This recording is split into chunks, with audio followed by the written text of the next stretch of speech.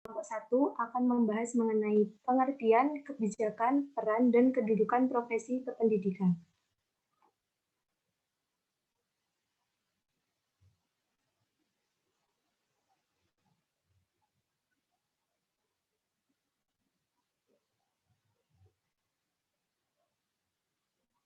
Sebelumnya perkenalkan anggota kami. Yang pertama ada Aulia Rizky Nurcayani dengan NIM 2002 10 10 4083 dan saya sendiri Alvina Salsabila dengan NIM 2002 10 10 4069 dan ada Bella Safrida Kristiana dengan NIM 2002 10 10 4074 dan yang keempat ada Vanis Apriliani dengan NIM 2002 10 10 4046. Yang kelima ada Margareta Octavia Salsabila Putri dengan NIM 2002 10 10 4078 dan yang keenam ada Octavia Jayati dengan NIM 2002 10 10 4063.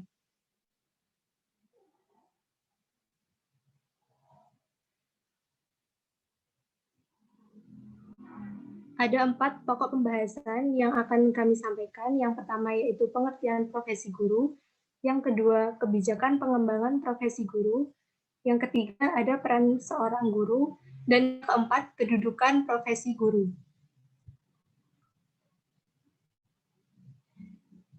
Yang pertama yaitu pengertian profesi guru. Guru adalah seseorang yang memiliki peran penting dalam pendidikan, di mana orang tersebut yang merencanakan dan melaksanakan proses pembelajaran, serta bertanggung jawab memberi bimbingan kepada peserta didik untuk menuju kedewasaan. Sedangkan untuk profesi sendiri, berasal dari bahasa Inggris profession, yang berasal dari bahasa Latin professus, yang artinya mampu atau ahli dalam suatu bentuk pekerjaan. Dan profesi sendiri dapat diartikan sebagai suatu jabatan yang dimiliki seseorang dalam keahlian di bidang tertentu. Pada hakikatnya, profesi ini memilih kepada pekerjaan atau jabatan, namun tidak semua pekerjaan itu dikategorikan sebagai profesi. Nah, profesi guru sendiri merupakan suatu jabatan yang memerlukan keahlian khusus sebagai guru dan tidak dapat dilakukan oleh sembarang orang di luar bidang pendidikan. Seseorang yang profesional itu tidak hanya bekerja, namun ia akan mengetahui mengapa dan untuk apa ia bekerja, serta tanggung jawab apa yang ada pada pekerjaannya. Next. Selanjutnya yaitu mengenai syarat pekerjaan tersebut digolongkan menjadi suatu profesi akan disampaikan oleh rekan saya. Syarat pekerjaan tersebut digolongkan menjadi suatu profesi ada 6 macam. Yang pertama, memiliki spesialis ilmu. Artinya, setiap profesi haruslah memiliki ilmu dan juga keahlian yang sesuai dengan bidangnya, sehingga tidak semua pekerjaan dapat dikatakan profesional. Yang kedua, memiliki kode etik dalam perjalanan profesi. Kode etik adalah pedoman etik atau pedoman moral bagi anggota profesi dalam menjalankan tugasnya. Kode etik profesi diperlukan agar dapat menjaga martabat dan menjadi pedoman bagi setiap profesi.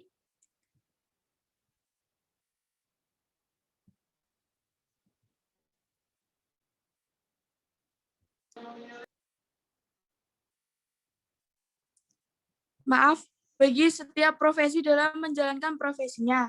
Yang ketiga, memiliki organisasi profesi. Organisasi merupakan wadah perjuangan dan perkumpulan setiap profesi. Organisasi profesi berfungsi sebagai wadah pengembangan profesi melalui sharing inovasi dan komunikasi suatu profesi. Next.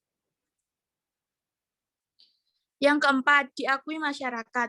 Suatu profesi harus mendapat pengakuan dari masyarakat. Pengakuan ini diperoleh dari profesi tersebut telah terbukti memiliki peran yang sesuai dengan bidangnya. Yang kelima yaitu sebagai panggilan hidup. Profesi merupakan karir sepanjang masa. sehingga profesi ini akan menjadi kebiasaan bagi orang yang menjalankannya. Bekerja di bidang profesi sangat berbeda dengan bekerja di bidang lain karena mengharuskan seorang untuk mengabdikan diri secara penuh dan terus mendalami keilmuan bidang profesi tersebut. Sehingga semakin lama seseorang bekerja dalam suatu bidang profesi, maka akan semakin ahli dalam bidang tersebut. Yang keenam, dilengkapi kecakapan diagnostik. Sebagai bidang pekerjaan yang memerlukan pengambilan keputusan otonom dari instan profesi, maka orang yang bekerja di bidang profesi diharuskan memiliki kemampuan diagnostik, penyebab dan atau akibat berdasarkan gejala atau ciri-ciri tertentu, menganalisis, serta kemampuan untuk menentukan tindakan yang tepat untuk menangani atau menyelesaikan permasalahan. Yang terakhir yaitu mempunyai klien yang jelas.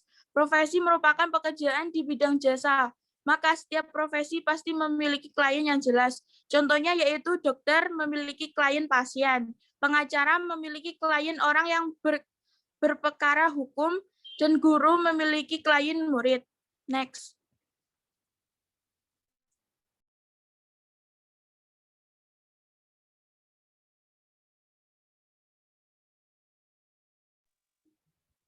Yang kedua yaitu kebijakan pengembangan profesi keguruan.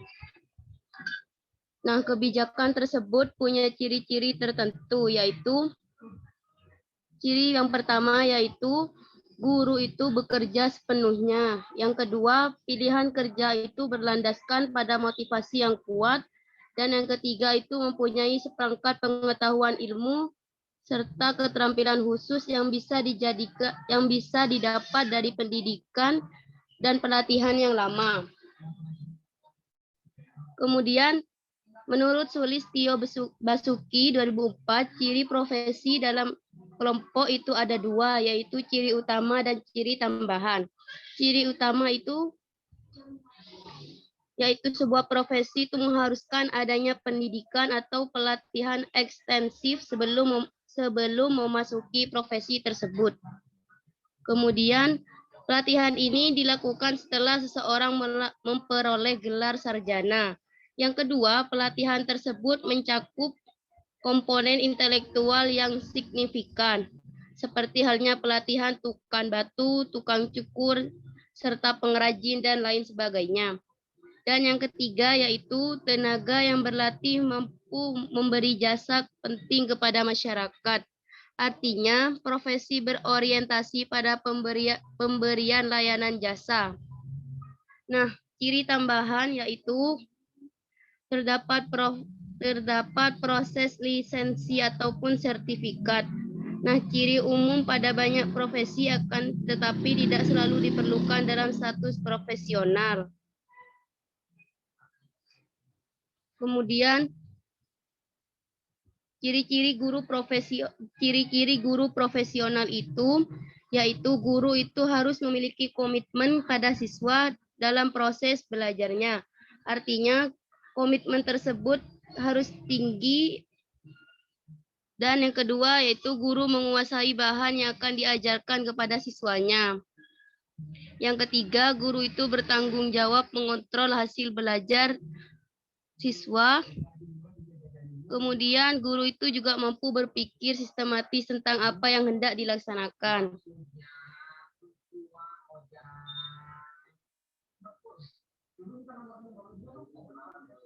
Kemudian yang kedua, pengembangan profesional guru.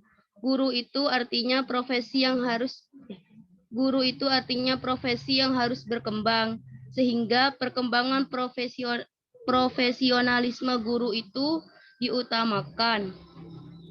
Nah, menurut Permenekpan dan RB nomor 16 tahun 2009 menyebutkan bahwa unsur kegiatan pengembangan keprofesian itu ada beberapa, yaitu yang pertama, pengembangan diri bisa dilakukan melalui diklat fungsional atau kegiatan kolektif guru.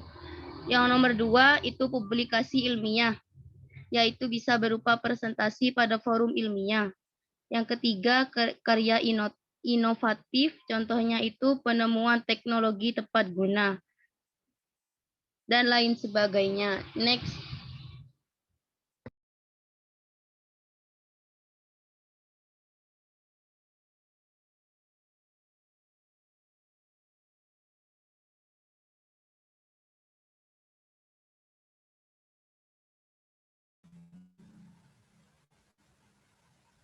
Selanjutnya yaitu di sini terdapat beberapa kategori tentang kebijakan pengembangan profesi guru. Salah satunya seperti yang telah dijelaskan oleh Margareta, yaitu terdapat ciri-ciri profesi. Yang kedua, guru sebagai profesi. Yang ketiga yaitu ciri-ciri guru profesional. Dan yang keempat, kriteria guru profesional. Yang kelima, kompetensi guru. Dan yang keenam, kewajiban guru profesional. Seperti yang telah disebutkan tadi, bahwa ciri-ciri profesi itu terdapat juga ciri utama dan ciri tambahan. Selanjutnya saya akan melakukan yang kedua, yaitu guru sebagai profesi, di mana pekerjaan atau jabatan seorang guru merupakan sebuah profesi. Jabatan guru ini dapat dibagi menjadi beberapa karakteristik profesional.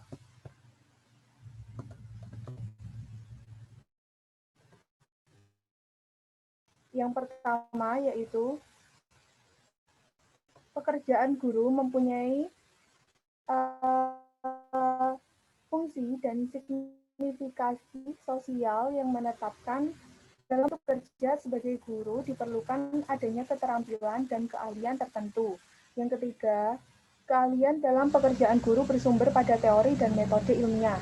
Selanjutnya, ilmu keguruan mempunyai batang tubuh disiplin ilmu yang jelas, sistematik, dan eksplisit. Selanjutnya yaitu keahlian dalam bidang guru bersumber, guru mempunyai organisasi profesi sebagai tempat untuk menambah kualitas profesinya.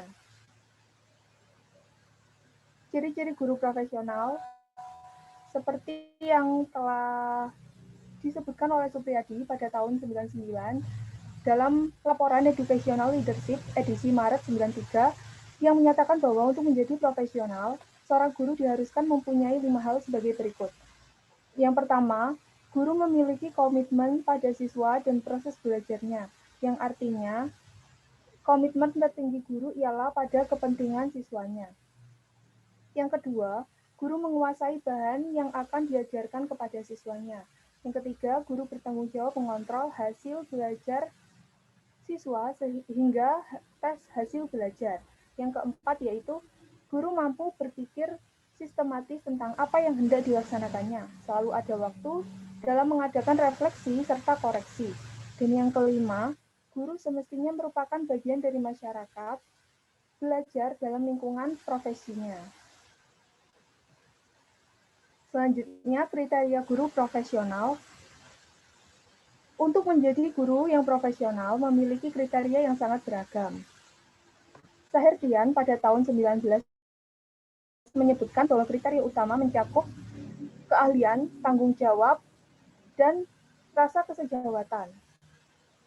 Yang pertama yaitu keahlian. Seorang guru harus memiliki keahlian di bidang pengetahuan yang telah diajarkan, mampu memperlihatkan penguasaan terhadap materi ajar, mampu mengembangkan sesuai dengan bidang ilmu yang ditekuni, serta mampu dalam menyajikan dengan cara pendekatan, metode, teknik, taktik, dan prinsip belajar yang sesuai dengan prinsip belajar dan pembelajaran. Yang kedua yaitu tanggung jawab atau responsibility. Guru yang profesional yang bertanggung jawab ialah guru yang tidak mau mengajar apabila ia belum memiliki persiapan belajar yang benar-benar matang. Dan apabila telah melaksanakan pembelajaran, maka akan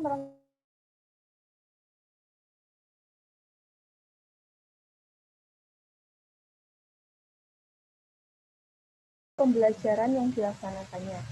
Dan untuk rasa kesejawatan yang merupakan rasa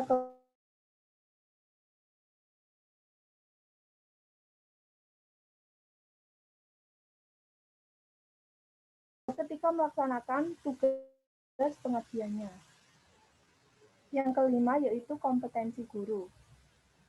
Telah dijelaskan dalam Undang-Undang Republik Indonesia Nomor 14 Tahun 2005 tentang guru dan dosen, di mana kompetensi merupakan seperangkat pengetahuan, keterampilan, serta perilaku yang harus dimiliki, dihayati, hingga dikuasai oleh seorang guru atau dosen dalam melaksanakan tugas keprofesian. Terdapat 4 jenis kompetensi guru yang diwajibkan, yaitu yang pertama kompetensi pedagogik, di mana merupakan kemampuan dalam pemahaman peserta didik, perancangan serta pelaksanaan pembelajaran, evaluasi hasil belajar, dan peningkatan peserta didik dalam pengaktualisasian berbagai potensi yang dimiliki. Yang kedua yaitu kompetensi kepribadian. Kompetensi ini merupakan kemampuan individual yang mencerminkan kepribadian yang mantap, stabil, dewasa, arif, dan berwibawa, serta menjadi teladan yang baik dan berakhlak mulia. Yang ketiga yaitu kompetensi profesional, merupakan penguasaan materi pembelajaran secara luas dan mendalam, meliputi penguasaan materi kurikulum mata pelajaran yang ada di sekolah, serta substansi keilmuan yang mengayomi materinya, serta pendudukan terhadap struktur dan metodologi keilmuan. Dan yang terakhir yaitu kompetensi sosial, merupakan potensi guru dalam berkomunikasi dan bergaul secara efektif dengan peserta didik, tenaga kependidikan, orang tua peserta didik, serta masyarakat sekitar. Yang keenam yaitu ada kewajiban guru profesional, di mana telah dijelaskan dalam UU RI nomor 14 tahun 2005 tentang guru dan dosen pada pasal 20.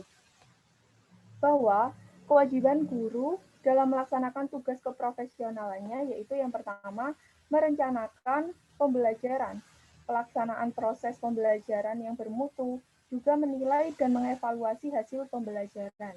Yang kedua yaitu peningkatan serta pengembangan kualifikasi akademik dan kompetensi secara berlanjut sejalan dengan perkembangan ilmu pengetahuan, teknologi, juga seni. Yang ketiga, bertindak objektif serta tidak diskriminatif atas dasar dalam mempertimbangkan jenis kelamin, agama, suku, ras, serta kondisi fisik tertentu, juga latar belakang keluarga. Yang keempat, menjunjung tinggi peraturan perundang-undangan, hukum, serta kode etik guru, nilai-nilai agama, dan etika. Dan yang kelima, memelihara serta memupuk nilai persatuan dan kesatuan bangsa. Next.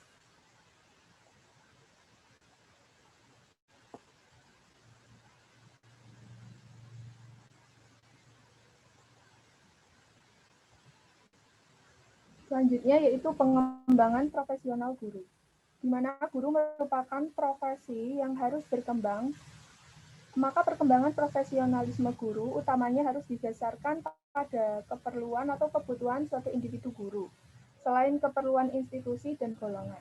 Pengembangan profesional guru harusnya sifatnya itu berkesinambungan atau berkelanjutan. Jadi program pengembangan tersebut dilakukan sesuai dengan keperluan guru. Next.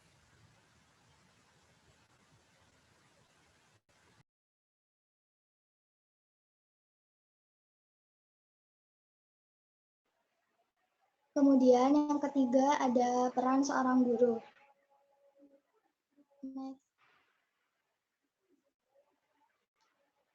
Menurut Undang-Undang Nomor 14 Tahun 2005, guru itu merupakan pendidik profesional yang memiliki tugas utama mendidik, mengajar, dan membimbing, mengarahkan, melatih, menilai, dan mengevaluasi peserta didik pada pendidikan usia dini, jalur pendidikan formal, pendidikan dasar, dan pendidikan menengah. Jadi maksudnya itu, guru merupakan orang yang tugasnya berupaya mencerdaskan kehidupan bangsa dalam segala aspek, entah itu aspek spiritual, emosional, intelektual, dan lain sebagainya. Next.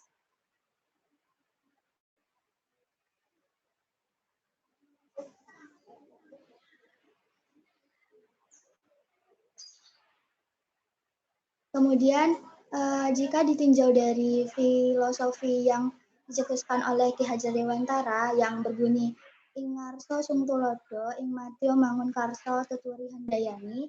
Jadi peran guru itu dibagi menjadi 3. Yang pertama ada role model. Jadi di bagian yang ing ngarsa sungtulodo. Jadi artinya itu jika guru posisinya ada di depan, guru itu sebagai teladan. Jadi guru itu memberikan teladan kepada siswa karena fungsi guru sebagai pemimpin dalam pembelajaran. Kemudian yang kedua itu guru sebagai motor penggerak. Jadi ing matyo mangun karso, yang berarti di tengah sebagai pembangun kemauan. Jadi guru itu jika berada di tengah-tengah peserta didik, guru itu harus bisa menggerakkan kemauan muridnya, juga membangun kemauan muridnya agar agar semangat dalam belajar.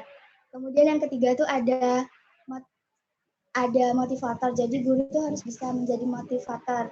Yang kalau di filosofinya Ki Hajar Dewantara yaitu tuturi handayani. Jadi berarti kalau guru itu ada di belakang, dia harus bisa memberi dorongan.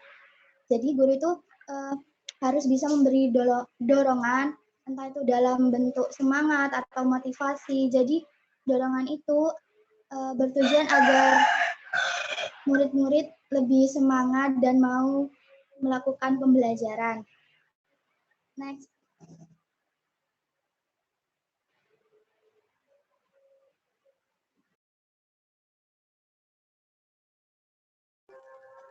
Baik, sekarang kedudukan profesi guru.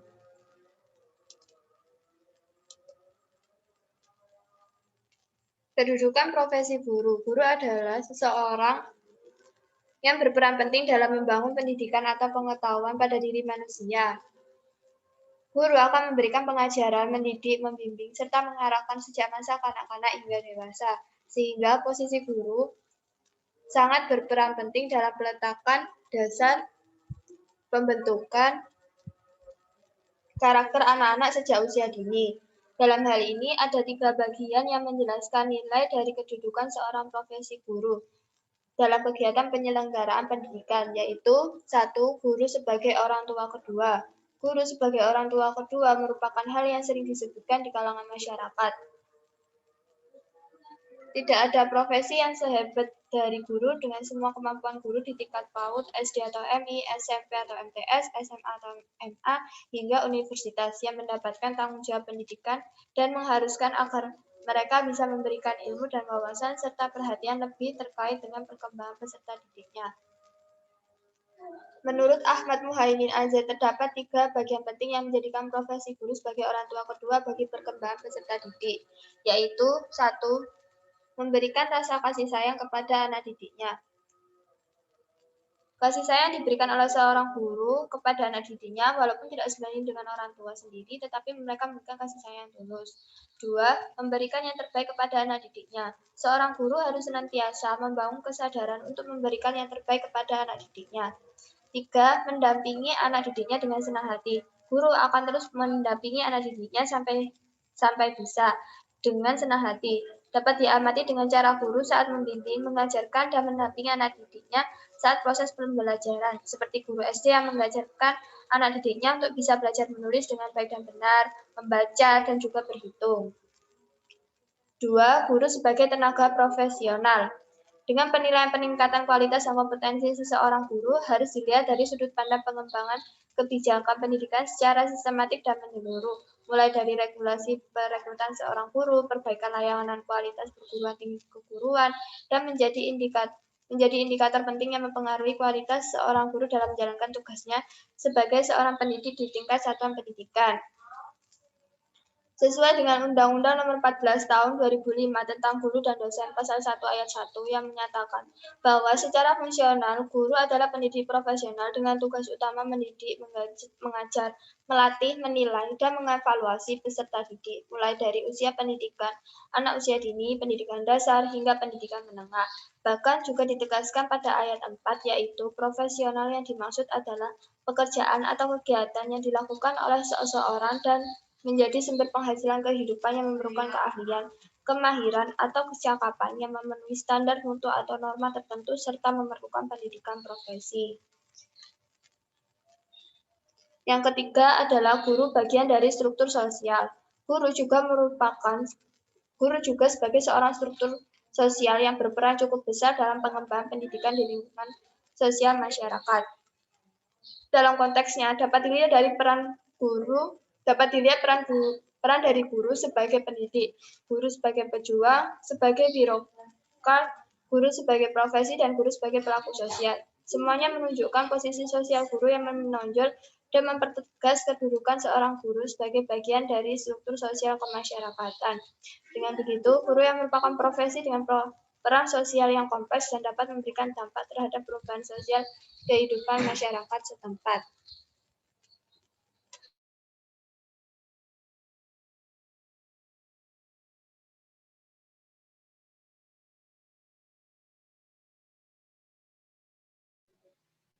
Untuk selanjutnya, sesi tanya jawab. Silakan bagi yang ingin bertanya. Saya izin bertanya.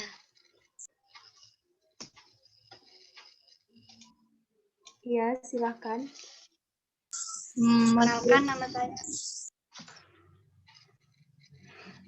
Perkenalkan nama saya Amelia Eka Putri dengan NIM 2002-10-10-40-45. Tadi kan dijelaskan bahwa bagaimana guru sebagai tenaga profesional. Lalu ada juga kriteria guru profesional. Jadi pertanyaan saya, jika seorang guru belum bisa mengolah kelas secara kondusif, apakah itu bisa dikatakan profesional atau tidak? Jelaskan alasan.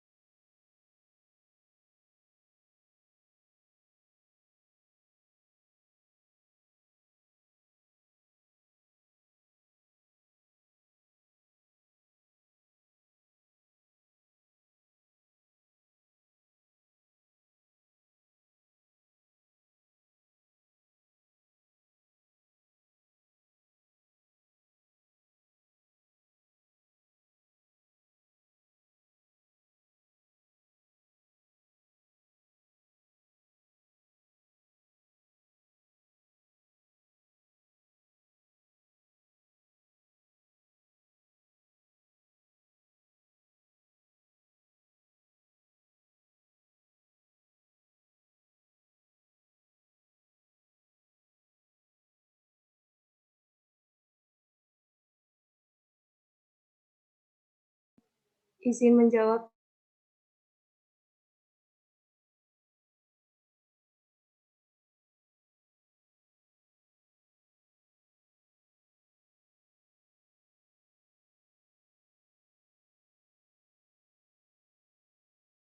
Dalam proses pembelajaran di akhir. Hal itu dapat berguna untuk proses pembelajaran lebih lanjut agar lebih baik lagi ke depannya. Sehingga guru tersebut juga dapat mengetahui apa yang harus dilakukan untuk meningkatkan kompetensi atau kinerja pekerjaannya. Begitu. Apakah bisa diterima, Mbak? Iya, bisa diterima. Terima kasih. Ya, sama-sama. Saya izin menjawab pertanyaannya Rani Fatmawati. Kan tadi dijelaskan bahwa untuk menjadi profesional, seorang guru harus memiliki beberapa kriteria seperti yang telah disebutkan. Bagaimana jika salah satu kriteria tersebut tidak dapat terpenuhi? Apakah seorang guru tersebut tidak dapat menjadi seorang guru profesional? Jadi tidak semua guru itu dapat dikatakan sebagai guru profesional. Karena seorang guru yang profesional itu harus memiliki kualitas mengajar yang tinggi. Dan kualitas mengajar yang tinggi itu dapat dicapai oleh seorang guru apabila seorang guru itu mempunyai kriteria yang telah saya sebutkan tadi, yaitu expert atau keahlian, responsibility atau rasa tanggung jawab, dan rasa kesejawatan. Jadi untuk menjadi seorang guru dengan predikat profesional tidaklah mudah. Tidak cukup hanya dengan melalui selembar kertas yang diperoleh melalui proses sertifikasi saja. Namun, kita harus benar-benar dituntut lebih jauh untuk dapat terus mengasah kemampuan kita secara sungguh-sungguh untuk dapat memenuhi kriteria tersebut. Yang salah satunya dapat dilakukan melalui usaha dengan belajar dan terus belajar tanpa henti. Begitu, apakah dapat diterima, Mbak Rani?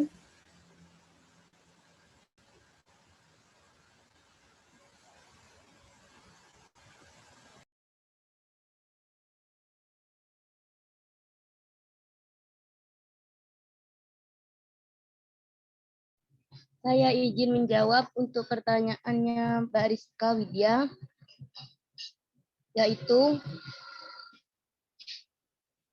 bagaimana tanggapan Anda mengenai guru yang kurang profesional? Contohnya, seperti guru BK yang tidak memberikan solusi ataupun motivasi saat siswanya berkonsultasi. Nah, untuk menghadapi hal tersebut, sebaiknya dilakukan dengan mengikuti untuk menghindari hal tersebut, guru BK tentunya bisa melakukan caranya yaitu dengan mengikuti seminar, workshop yang membahas tentang pengetahuan tentang bimbingan konseling dan kegiatan lain yang berkenaan dengan bimbingan konseling.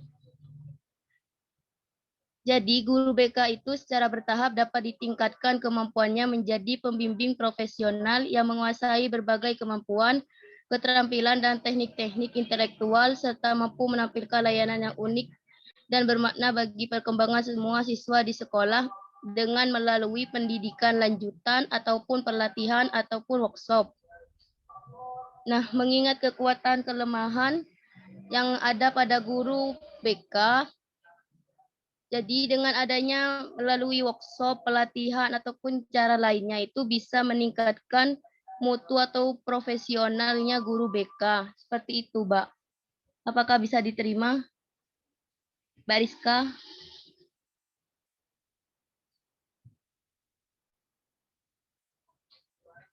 Halo, Mbak Rizka.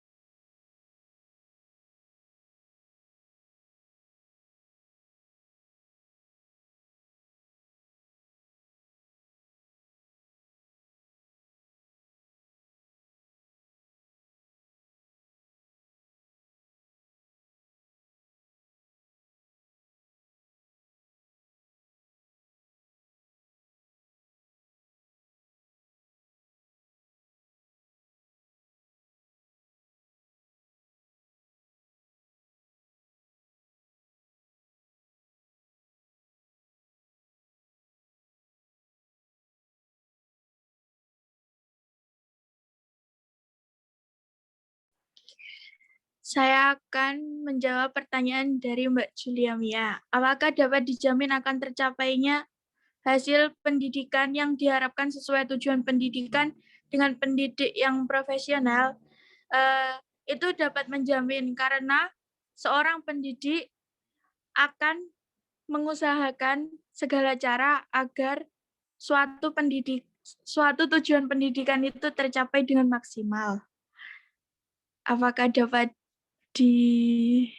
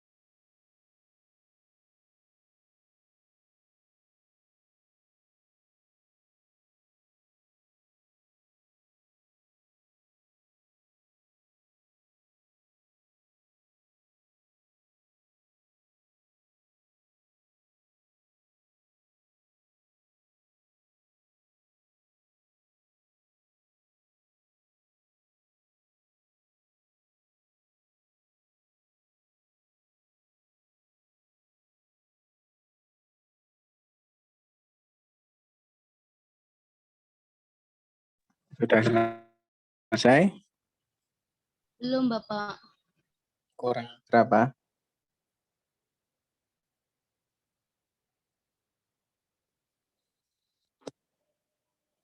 Judulnya apa judulnya?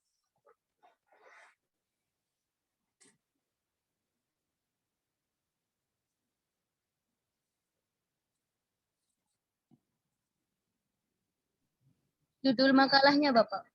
Ya. Pengertian, kebijakan, peran, dan kedudukan profesi keguruan. Ya. Oke, silakan dilanjutkan untuk diskusi dulu. Oke, Bapak.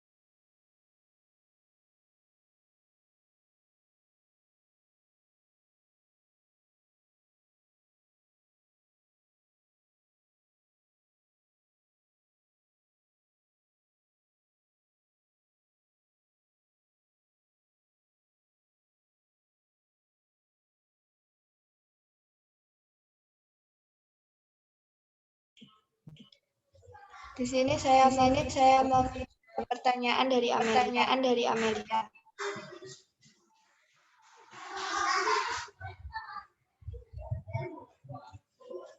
Apakah seorang guru yang tidak bisa mengkondusifkan kelasnya dapat dikatakan sebagai guru yang profesional? Menurut saya, guru yang menjadi guru yang profesional itu tidaklah mudah. Tadi sudah disebutkan seorang guru harus mempunyai 5 ahli, yaitu guru memiliki komitmen pada siswanya dan proses pembelajarannya. Guru harus bisa menguasai bahan yang akan diajarkan. Guru harus bertanggung jawab mengontrol hasil belajar, dan guru mampu berpikir sistematis tentang apa yang tidak dilaksanakan, serta guru semestinya merupakan bagian dari masyarakat yang belajar dalam lingkungan profesinya. Jadi dalam hal ini, terkondusif atau tidaknya kelas itu memang tanggung jawab dan tugas dari seorang guru. Yang nantinya pastinya sebelum guru mengajarkan kepada muridnya, itu pasti guru akan melakukan suatu pelatihan dasar. Bagaimana caranya untuk menjadi seorang guru yang profesional dengan baik. Seperti itu. Apakah bisa diterima?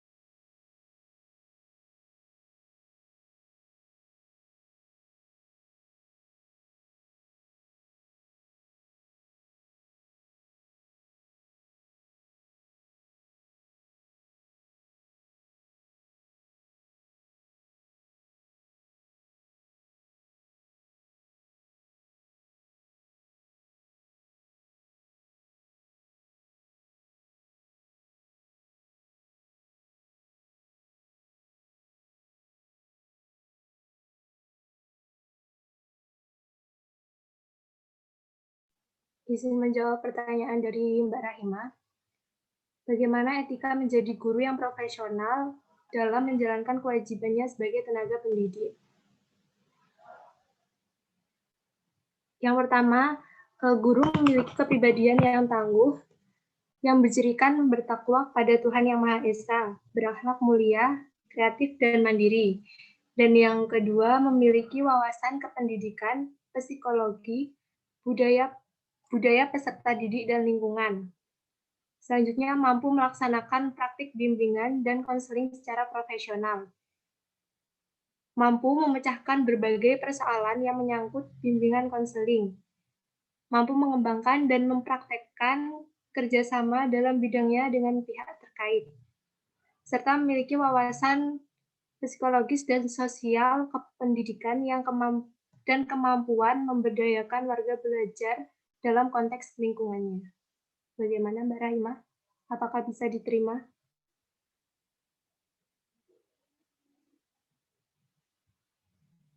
Baik, terima kasih.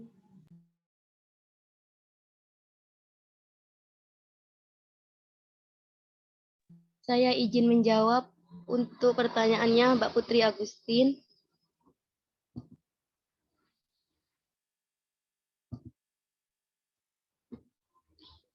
Yaitu bagaimana pendapat kalian mengenai guru yang mengajar mata pelajaran yang tidak sesuai dengan bidang ilmu yang ditekuni. Apakah kemudian guru tersebut tidak bisa dikatakan guru profesional? Nah, berdasarkan pengalaman saya waktu di SMA, ada guru yang seperti itu. Jadi, beliau itu lulus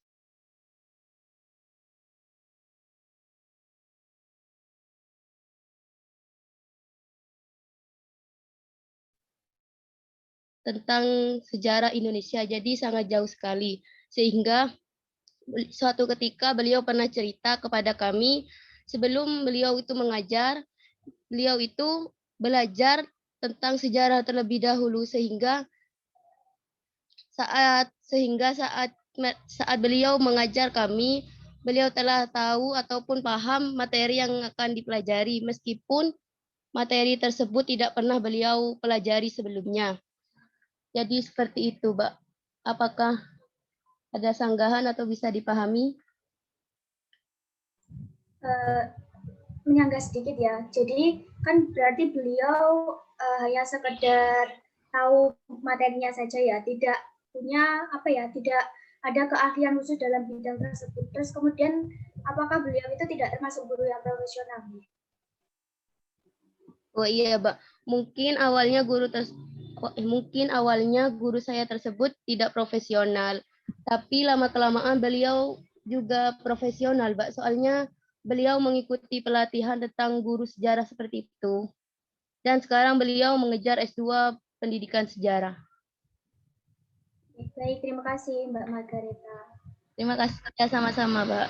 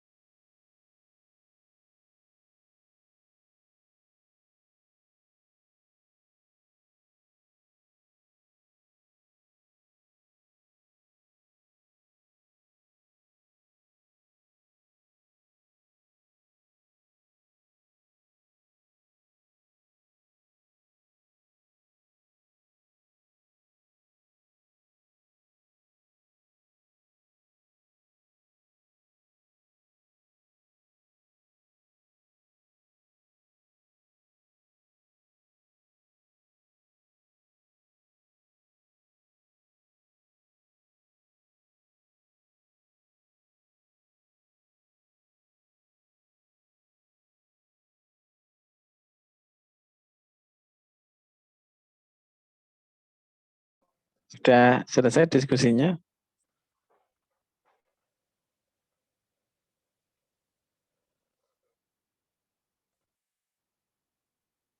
Halo, Tinggal satu pertanyaan Ya, lagi, Bapak. Bapak. selesai?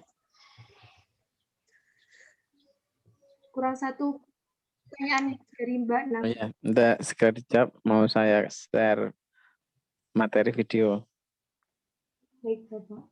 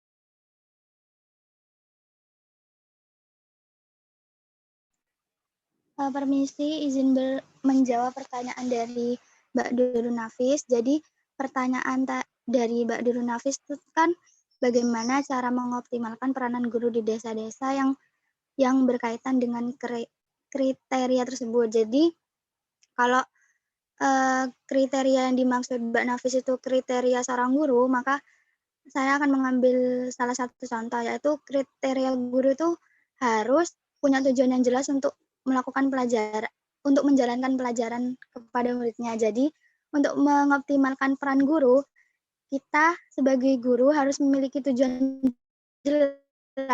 Jadi, pembelajaran itu dapat berjalan sesuai alur yang diinginkan. Meskipun tidak desa, juga guru harus mengoptimal memiliki tujuan yang jelas agar pembelajaran sesuai alur yang diinginkan. Terima kasih. Apakah bisa diterima, Mbak Nafis?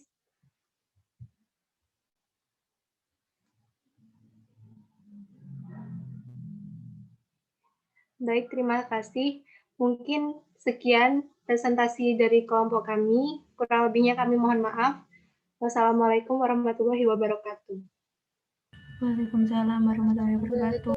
Assalamualaikum warahmatullahi wabarakatuh. Ya.